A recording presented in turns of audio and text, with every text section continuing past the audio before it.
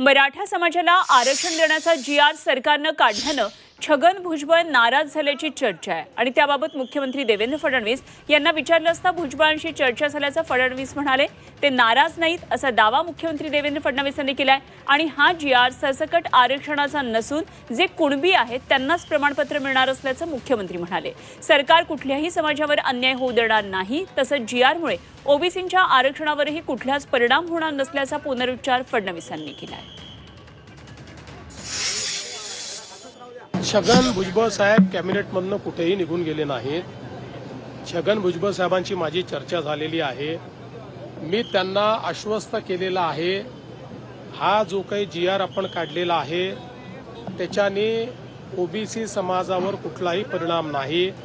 हा सरसकट जी.आर. नाही, हा पुराव्याचाच जी.आर. आहे. फक्त मराठवाड्यामध्ये इंग्रजांचं राज्य नव्हतं, मराठवाड्यामध्ये निजामाचं राज्य होतं. त्यामुळे इंग्रजांच्या राज्यातले पुरावे हे इतर ठिकाणी मिळतात, मराठवाड्यात मिळत नाहीत. मराठवाड्यातले पुरावे हे निजामाकडे म्हणजे हैदराबाद गॅझेटमध्ये मिळतात.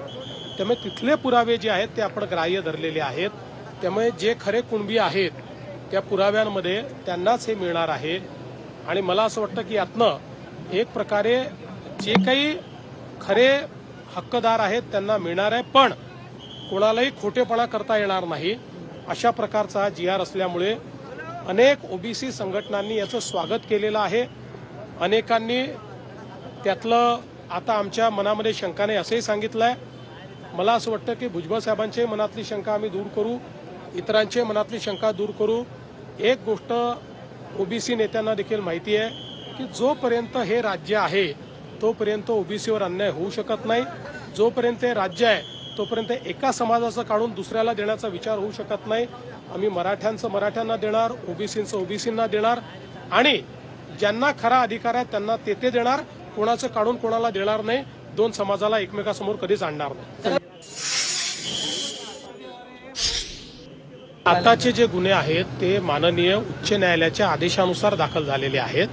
त्यामुळे त्याच्यावर जो काही निर्णय आहे तो उच्च न्यायालयाच्या निदर्शनास आणूनच आम्हाला घ्यावा लागेल.